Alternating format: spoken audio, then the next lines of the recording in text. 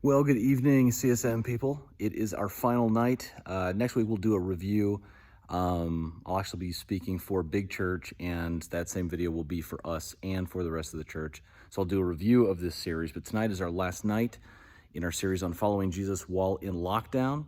So far, we've talked about a bunch of stuff, a bunch of the different characteristics that allow us to do the things Jesus did. So the core of what Jesus did was follow the leading of the Holy Spirit. And this is something that's available to us as well. And then in addition to that, there's just a certain way that he would do things with certain goals, with certain characteristics. And what we've been talking about for these last 8 weeks is developing some of those characteristics that would allow us to actually do the things that he would do in our position. And so we've talked about how prayerfulness was core to how Jesus was the way he was. Faithfulness, meaning he desired God's desires more than his own. We talked about thankfulness resulting in humility, which results in joy, which then allows patience, which is long-suffering, and then even kindness while being long-suffering, right? And tonight we're finally talking about hope, because even though everything we've mentioned already is really good, it's really important, it would help us do the things that Jesus would do, there still is a very important place for desire or actual goals that Jesus would have. And so we're going to be talking about hopes, okay? So I've told the story before, but it's one that I think has dominated my attention for the last 10, 15 years, or at least the topic that's with this. I heard the story a few years ago, but it illustrated what I'm so afraid of in life, right? Francis Chan talks about how we shouldn't so much worry about failing as much as worrying about succeeding at the wrong things, right? And so this story just about sums it up. A few years ago, there was an Olympic marksman, all right? There was an American, I think he was a rifle shooter, very, very good, had won the gold before and was expected to take home gold again. He was doing really well, leading everybody as expected. And finally, in the final round, he sets up like he had, like hundreds of thousands of times before in practice, right? Goes through his same routine, lines it up, and takes his shot. And the camera shows that his bullet goes exactly into the center of the bullseye of the target. And what was odd is that the little bell didn't go off, because normally when the bullet hits the target, there is a little, bell that confirms that it hit, but it didn't go off. And so everybody assumed the battery's broken or there's something wrong with the little bell. It turns out this man had put an absolute dead center bullseye into the wrong target, right? And he doesn't go home with anything. And it was humiliating and it was embarrassing. And it's just the sort of, all that practice, pretty much wasted, right? Hopefully he enjoyed the process, but he did not achieve his goal of hitting gold, right? And I like to contrast that story with one of our local legends named Neil Ramprasad. Most of you know Josh and Ethan's dad, but a few years ago, he went on a hunting trip to South Africa with quite a few guys from the church, and he is led by a guide. He's, kind of hiding in position, and a herd of springbuck are running by. And so Neil takes aim, he, sets his sights on the target, lets the arrow go, and it hits the springbuck that he wanted it to. And then after that, another one falls down, which isn't super unusual, right? If a herd is running and one falls, others might trip over each other, that sort of thing.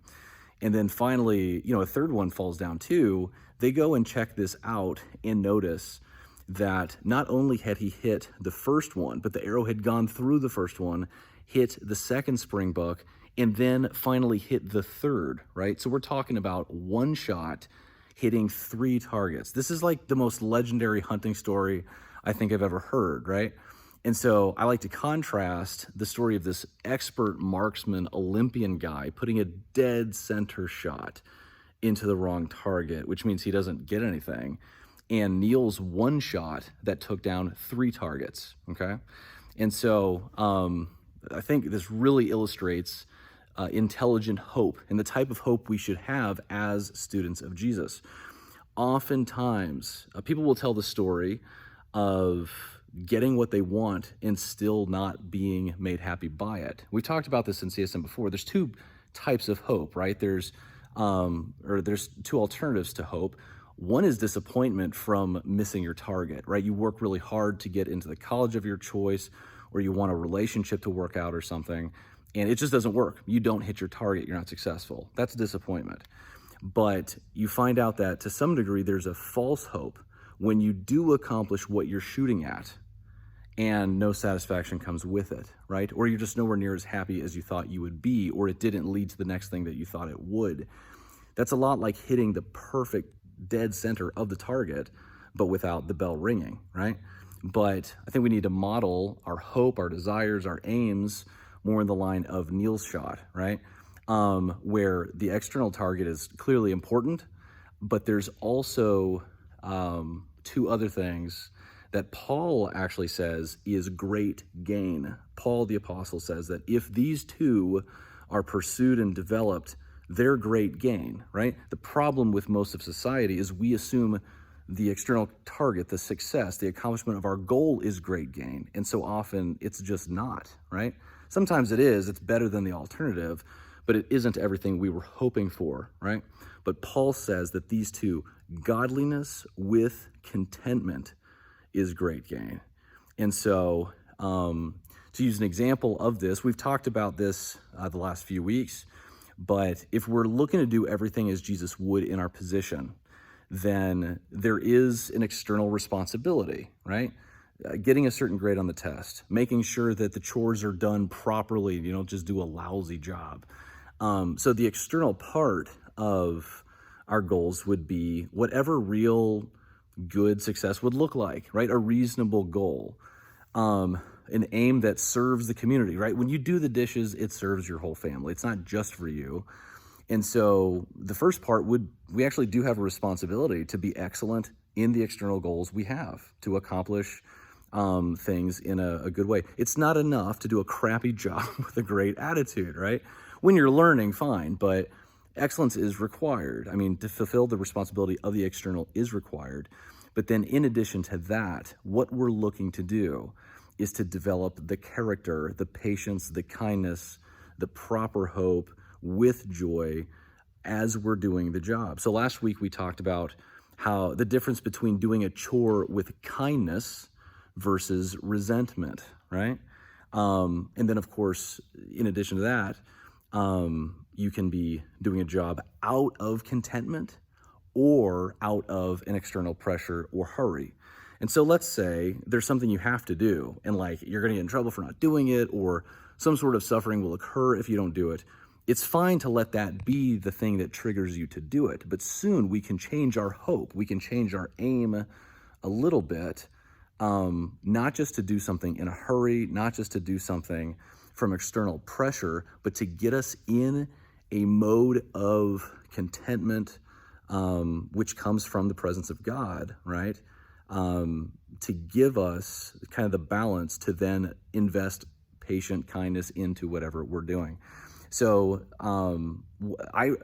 it's not just an example that I use to communicate to other people. This is kind of the framework that I'll use even when I am, like we talked about in the last few weeks, recognizing trials when I'm trying to procrastinate or hurry, right? Whenever you're trying to procrastinate or you feel like hurrying, you know that's a trial. And a trial is a chance to develop these characteristics, to deepen your faith in the Lord's enjoyability, that he is more enjoyable than the profit that will come from a job well done, or even the enjoyment of the process of a job well done. His presence is really the best part, right? And so I'll use this little scene from when I worked at a restaurant a few years ago. But it was, I just remember it was at the Lakeland Yacht Club, and so very good food was served. It was on tip share.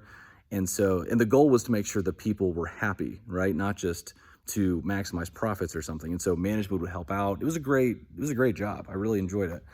This is while I was doing a master's and pastoring somewhere. But in the evenings I do this job, and I just remember oftentimes when we'd have a wedding, we'd serve 150 people steak, lobster, like a huge dining room, right? We'd be wearing our tuxes and we'd be moving fast. And, when it's about 7 o'clock, you're hungry. You've served all of these people and you begin to, a dinner break's coming. And so you kind of like get within visual, the range of the manager, look like you're working extra hard, this type of thing, so that you can be in the first round that goes and eats. And I remember going into the kitchen with these different college guys. I was a few years older than them. And we would go into the hot box, like this, it's basically a big heater. And the guys would take 2 plates of steak and lobster and potatoes and just shove them all onto one plate. We'd unbutton our vests and our little, tuck shirts and whatever, go up around the table and just feast with the best food. And it was this funny feeling of we're kind of like the lowest on the hierarchy, and we're eating twice as much of the awesome food as like the really important people that we just served, But a part of contentment comes from abundance, right? And so when you're sitting there around the table with all your buddies, relaxing for about 20 minutes with a piece of steak on one fork and a piece of steak on the other fork, and just eating until you really don't need to eat anymore. Let me just tell you, the difference between engaging service, right? Putting patient kindness and fulfilling external goals, which were simple. It was delivering food. It was making sure that members and customers were happy. Use that as an example for whatever work you do, whether it's homework or chores at home or talking to your friends or whatever. But there's a big difference in my level of contentment and energy and patience and kindness and everything before dinner versus after, right? Before, there's a little bit of envy, right? These people are eating this great food. I'm busting my tail over here, this type of thing. But then after dinner, it was like I was perfectly happy to do anything they wanted, right? And there's music playing and the whole place is a party. And I'm aware that, the pay is going to be pretty decent because we're getting paid pretty well for this sort of thing. It's fun hanging out with people, interacting with your coworkers. And I think this is a big picture of how I, am wanting to engage my daily life, right? Knowing, and instead of eating a big dinner to make myself content, getting into a time of prayer and like giving my full attention to the enjoyability of God's presence, right? The aim, the core of our Christian hope, I think, is found in Ephesians 3:19. It's the motto of CSM. It is the thing that I want for each of you. It is the thing that I want for my children. It's the thing that I want for the people that I love the most. It's even what I would hope for my enemies, right? And that is to know the love that surpasses knowledge, so that we can become filled to all the fullness of God. Ephesians 3:19 talks about this, getting to know the love of God that is so high and wide and deep beyond our knowledge, right? That we interact with by faith because it's too big for us to fully consume and fully understand.